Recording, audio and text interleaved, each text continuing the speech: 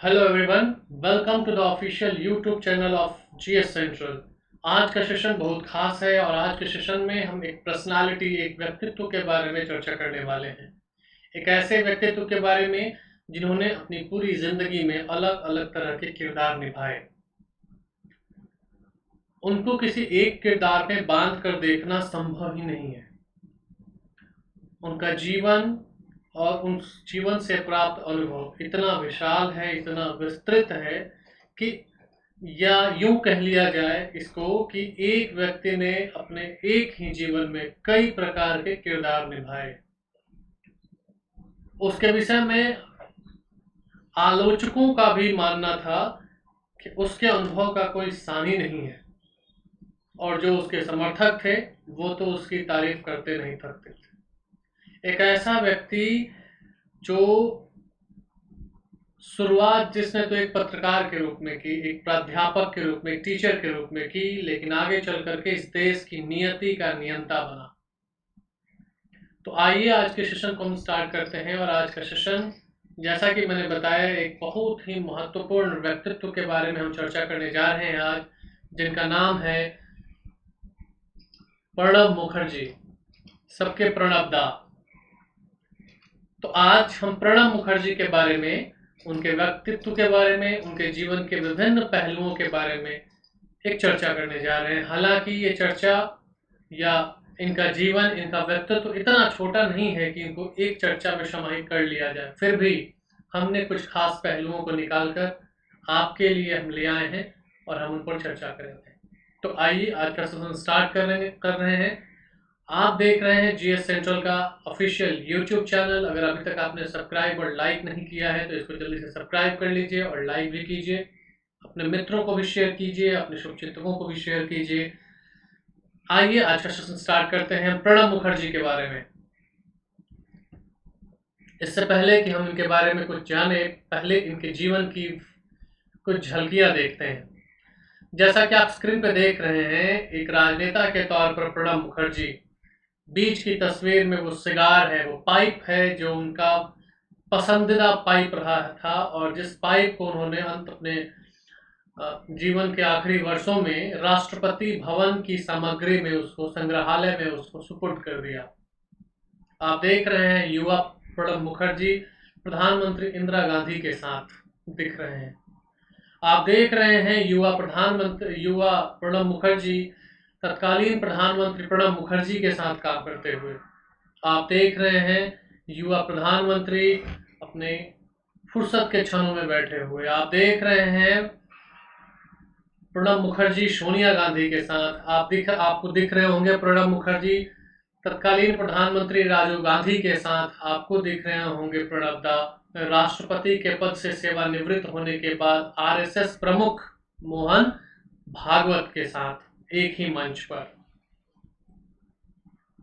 इन सभी झलकियों को देखने के बाद एक तस्वीर और आपको दिख रही होगी स्क्रीन पर, Pranab Mukherjee George W Bush के साथ, अमेरिकन प्रेसिडेंट। कई रूप हैं इनके व्यक्तित्व के।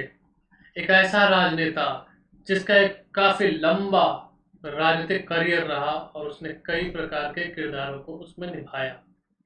उसने इंदिरा जी के साथ काम किया, उसने राजीव गांधी के साथ काम किया, उसने पीवी नरसिम्हा राव के साथ काम किया, उसने मनमोहन सिंह के साथ काम किया, और वर्तमान में उन्होंने सोनिया गांधी और राहुल गांधी के साथ भी काम किया। कई अलग अलग प्रधानमंत्रियों और अलग अलग सरकार के साथ काम करने का व्यापक अनुभव रहा इनके पास। आपको अगर एक वाकया बताऊं तो संसद में, लोकसभा में चर्चा के दौरान जब यूपीए सरकार में प्रणब दा कैबिनेट मंत्री हुआ करते थे, तो अपोजिशन के श्री लाल कृष्ण आडवाणी ने एक बार कहा था कि अगर प्रणब दा ना होते तो यूपीए का क्या होता। ये विचार प्रणब दा के विषय में उन विपक्षी पार्टियों का है जो इनके अनुभव की कद्र करते थे, इनके अनुभव का सम्मान करते थे, चाहे वो किसी भी पार्टी में हो। भारतीय राजनीति में बहुत कम ही ऐसे नेता हुए हैं जिनको क्रॉस पार्टी लाइन हर जगह सम्मान मिला है, हर जगह उनकी इज्जत हुई है। उनमें से एक थे प्रणब मुखर्जी। प्रणब मुखर्जी का जन्म 11 दिसंबर 1935 ईस्वी को पश्चिम बंगाल में हुआ और पश्चिम बंगाल का जिला वीरभूम जिले में किरनाहर नामक एक शहर के निकट मिराती गांव में एक ब्राह्मण परिवार में का जन्म हुआ। पिता का नाम किंकर मुखर्जी, कामदा किंकर मुखर्जी और माता राज लक्ष्मी मुखर्जी। उनके पिता 1920 ईस्वी से कांग्रेस पार्टी में सक्रिय थे और सक्रिय होने के साथ साथ पश्चिम बंगाल विधान परिषद में 1952 से लेकर के 64 तक विधान परिषद के सदस्य के रूप में उन्होंने कार्य किया। वीरभूम पश्चिम बंगाल की जिला कांग्रेस कमेटी के अध्यक्ष भी रहे इनके पिता। उनके पिता एक सम्मानित स्वतंत्रता सेनानी भी थे जिन्होंने ब्रिटिश शासन के खिलाफ बगावत की और उसके परिणाम स्वरूप 10 वर्षों से अधिक समय तक जेल में यातनाएं भी सही। अगर प्रणब दा की शिक्षा की बात की जाए तो प्रणब मुखर्जी ने वीरभूम के सूर्य विद्यासागर कॉलेज से शिक्षा पाई। उस समय कलकत्ता विश्वविद्यालय में यह होता था। कलकत्ता विश्वविद्यालय से उन्होंने इतिहास और पॉलिटिकल साइंस में स्नातकोत्तर मतलब पीजी की डिग्री हासिल की। साथ ही साथ उन्होंने एलएलबी किया और कानून की डिग्री हासिल की। आगे चलकर वे एक वकील और कॉलेज के प्रोफेसर के रूप में कार्य कर चुके थे। उन्होंने आगे चलकर मानद डीलिट की उपाधि भी प्राप्त की। उन्होंने पहले कॉलेज प्राध्यापक के रूप में और बाद में एक पत्रकार के रूप में अपना करियर आरंभ किया। वे बांग्ला प्रकाशन संस्थान देशेर डाक, जिसका मतलब होता है मातृभूमि की पुकार, में भी काम कर चुके। प्रणब मुखर्जी बंगीय साहित्य परिषद के ट्रस्टी और अखिल भारतीय बंग साहित्य सम्मेलन के अध्यक्ष के पद पर भी रहे। अगर प्रणब मुखर्जी के राजनीतिक करियर की बात की जाए तो उनका संसदीय करियर लगभग 5 दशक पुराना है, मतलब 50 साल का अनुभव है, जो 1969 में कांग्रेस पार्टी के राज्यसभा सदस्य के रूप में आरंभ हुआ, अपर हाउस से, उच्च सदन से। उसके बाद वे 1975 69 में, फिर 75 में, फिर 81 में, फिर 93 में, फिर 99 में उच्च सदन के लिए चुने गए।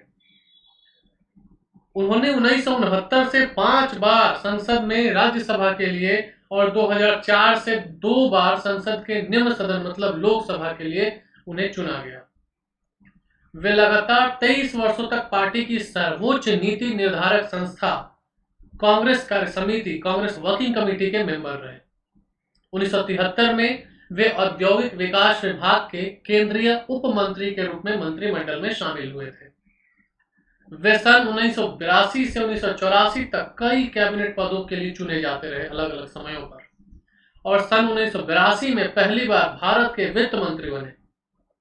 सन 1984 में यूरोमनी नाम की एक पत्रिका के सर्वेक्षण में उनका चयन विश्व के सबसे अच्छे वित्त मंत्री के रूप में किया गया। उनका कार्यकाल भारत के अंतर्राष्ट्रीय मुद्रा कोष मतलब IMF के ऋण की 1.1 अरब अमेरिकी डॉलर की आखिरी किस्त नहीं अदा कर पाने के लिए उल्लेखनीय रहा। वित्त मंत्री के रूप में प्रणब मुखर्जी के कार्यकाल के दौरान डॉक्टर मनमोहन सिंह RBI के गवर्नर हुआ करते थे, मतलब वित्त मंत्री के अधीन कार्य करने वाली संस्था जो है RBI, उसके गवर्नर हुआ करते थे मनमोहन सिंह।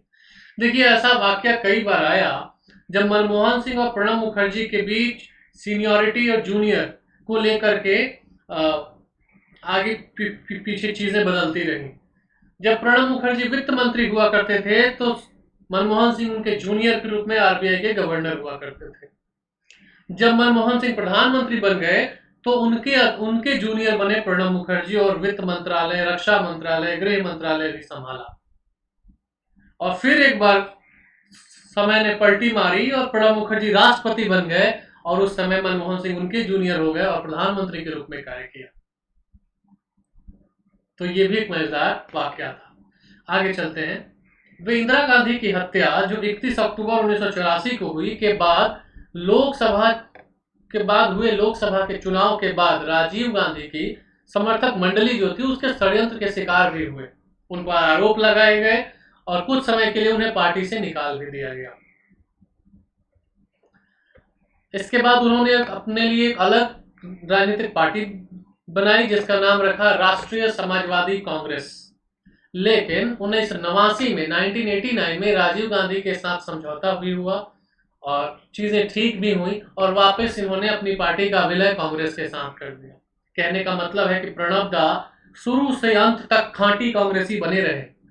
उनका राजनीतिक करियर उस समय पुनर्जीवित हो उठा जब पीवी नरसिम्हा राव ने उन्हें पहले योजना आयोग के उपाध्यक्ष के रूप में, जिनका कार्यकाल 91 से 96 तक रहा, और बाद में केंद्रीय कैबिनेट मंत्री के रूप में नियुक्त करने का फैसला किया।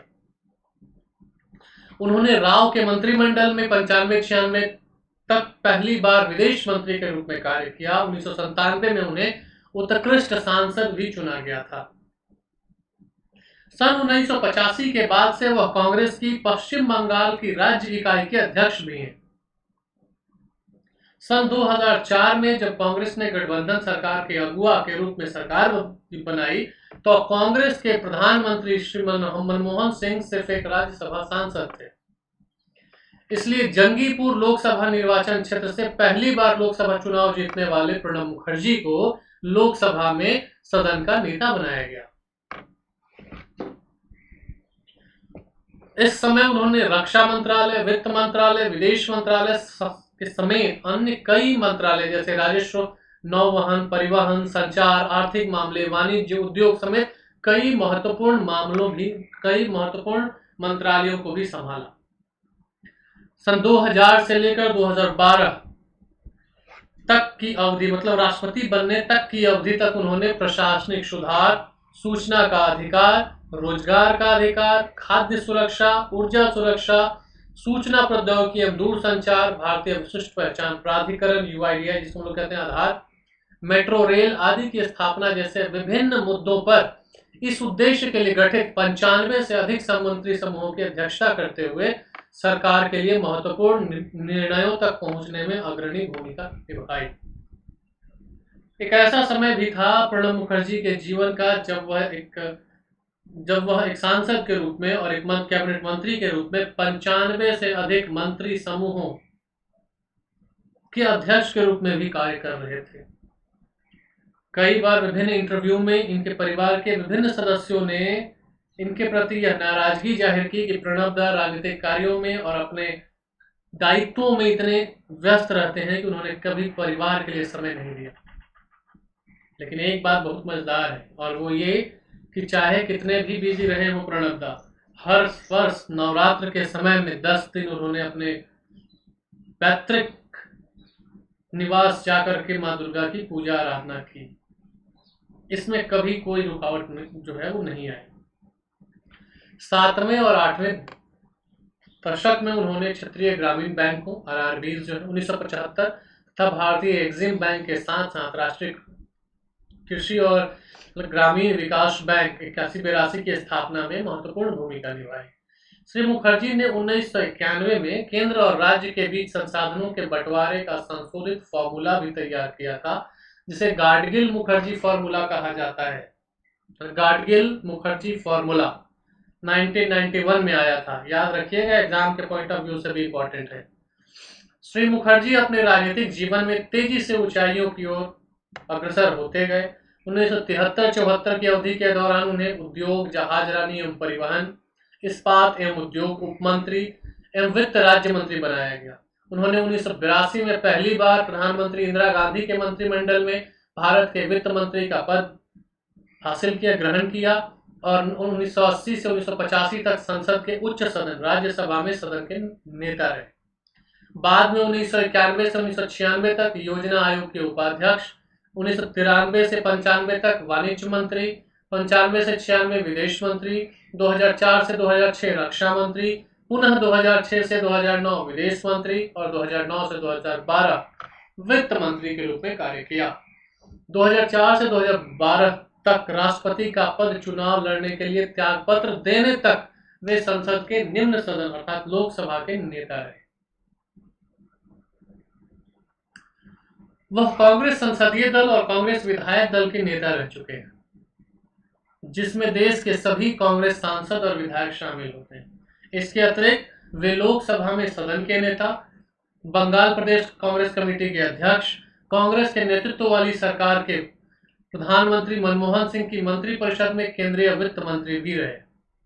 लोकसभा चुनावों से पहले जब प्रधानमंत्री मनमोहन सिंह ने अपनी बाईपास सर्जरी करवाई तो प्रणब दा विदेश मंत्रालय में केंद्रीय मंत्री थे और केंद्रीय मंत्री होने के बावजूद भी राजनीतिक मामलों की कैबिनेट समिति के अध्यक्ष और वित्त मंत्रालय में केंद्रीय मंत्री का अतिरिक्त प्रभार लेकर मंत्रिमंडल के संचालन में महत्वपूर्ण भूमिका निभाते रहे। प्रणब दा की अगर अंतर्राष्ट्रीय भूमिका की बात की जाए तो 10 अक्टूबर 2008 को मुखर्जी और अमेरिकी विदेश सचिव कोंडालिया राइस ने धारा 123 है ना, जिसको 123 एग्रीमेंट के नाम से जाना जाता है, के समझौते पर हस्ताक्षर किए। वे अंतर्राष्ट्रीय मुद्रा कोष के विश्व बैंक, एशियाई विकास बैंक और अफ्रीकी विकास बैंक के प्रशासक बोर्ड, एडमिनिस्ट्रेटिव बोर्ड जो है उसके सदस्य भी रहे। सन 1984 में उन्होंने आईएमएफ और विश्व बैंक से जुड़े ग्रुप 24 के बैठक की अध्यक्षता भी की। मई और नवंबर 1995 के बीच उन्होंने सार्क मंत्री परिषद सम्मेलन की भी अध्यक्षता की थी। सन 2007 में उन्हें भारत के दूसरे सबसे बड़े नागरिक सम्मान पद्म विभूषण से नवाजा गया। उन्हें जुलाई 2012 को देश के 13वें राष्ट्रपति के रूप में उन्होंने शपथ ली और सन 2019 में उन्हें भारत के सर्वोच्च नागरिक सम्मान भारत रत्न से भी सम्मानित किया गया। प्रणब मुखर्जी के विचारों की अगर बात की जाए तो भारतीय के रूप में उनके निम्नलिखित विचार हैं और वो है कि भारतीयों के रूप में हम निश्चित रूप से अतीत से हमें सीखना चाहिए, लेकिन हमें भविष्य पर अपना ध्यान केंद्रित रखना चाहिए और रहना चाहिए। मेरे विचार से शिक्षा वह वास्तविक रस विधा है जो भारत को अगले युग में, अगले स्वर्ण युग में ला सकता है। इन्होंने यह भी कहा कि भारत के युवा लोगों को एक मजबूत और शक्तिशाली राष्ट्र का निर्माण करेंगे जो राजनीतिक रूप से परिपक्व और आर्थिक रूप से मजबूत राष्ट्र होगा, जिसमें राष्ट्र के लोग उच्च गुणवत्ता का जीवन और न्याय दोनों का आनंद ले सकेंगे। इनका एक स्टेटमेंट यह भी है कि भारत वह देश है जहां बहुत गरीबी है। भारत एक आकर्षक एवं उत्थान सभ्यता है जो सिर्फ हमारे शानदार कला से ही नहीं निखरती बल्कि हमारे शहर और गांव के रचनात्मकता और हमारे दैनिक जीवन में मानवता में भी निखर उठती है।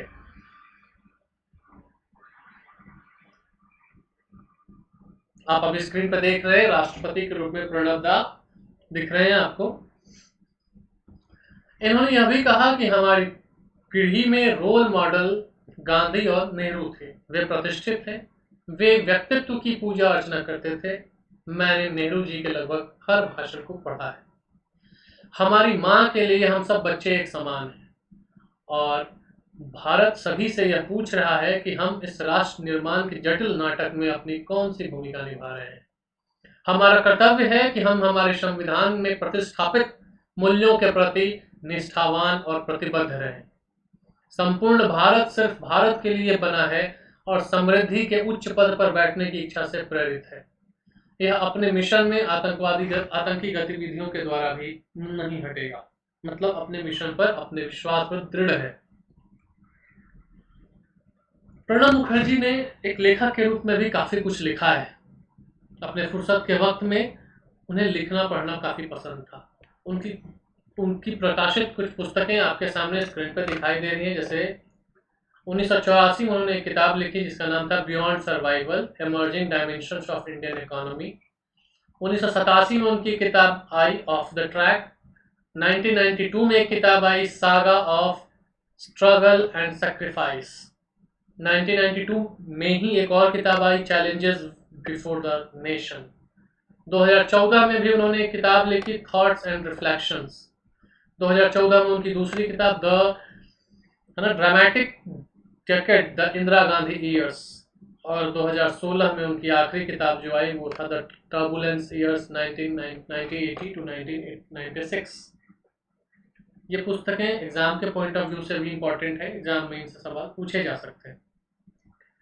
एक ओजस्वी वक्ता तथा विद्वान, श्री मुखर्जी के बौद्धिक तथा राजनीतिक कौशल की तथा अंतर्राष्ट्रीय संबंधों, वित्तीय क्रियाकलापों तथा संसदीय प्रक्रियाओं के बारे में उनके असाधारण ज्ञान की चारों ओर प्रशंसा हुई है।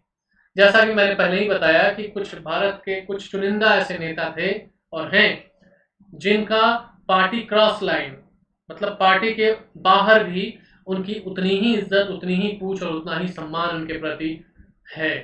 प्रणब मुखर्जी उनमें से एक रहे।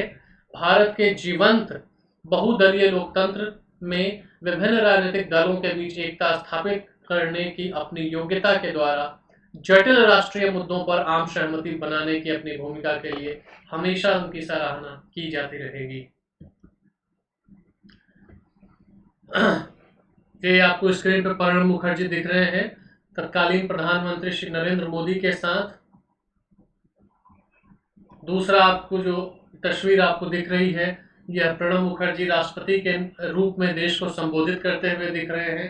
देखिए क्या है ना कि चित्र जो है अपने आप में एक कहानी है, अपने आप में एक कहानी कहते हैं। इसलिए मैंने कई जो इमेजेस हैं प्रणब मुखर्जी के छायाचित्र, उनको इस सेशन में शामिल किया है ताकि चित्र बहुत कुछ अपने आप कहानी जो है वो आपको बता देते हैं। और अब वो आखिरी चित्र, प्रणब मुखर्जी का जन्म 1935 में हुआ और सितंबर 2020 में इन्होंने अंतिम सांस ली। और प्रणब मुखर्जी अगले कई 100 वर्षों तक उसी सम्मान और उसी इज्जत के साथ याद किए जाते रहेंगे। इन्होंने जो कर्म किए हैं, इन्होंने जो कार्य किए और इन्होंने जो देश सेवा की है, विभिन्न किरदारों के रूप में, विभिन्न पदों पर, विभिन्न तरीकों से, वो सदा सदा के लिए यह देश याद रखेगा। आज के सेशन में इतना ही। बहुत जल्द हम अगले सेशन में मिलेंगे। तब तक के लिए थैंक यू वेरी मच, धन्यवाद वीडियो देखने के लिए। अगर अभी तक आपने वीडियो को सब्सक्राइब नहीं किया है चैनल को, तो उसको सब्सक्राइब कर लीजिए और अपने दोस्तों को शेयर भी करें। आप देख रहे हैं GS सेंट्रल का official YouTube channel. Thank you very much.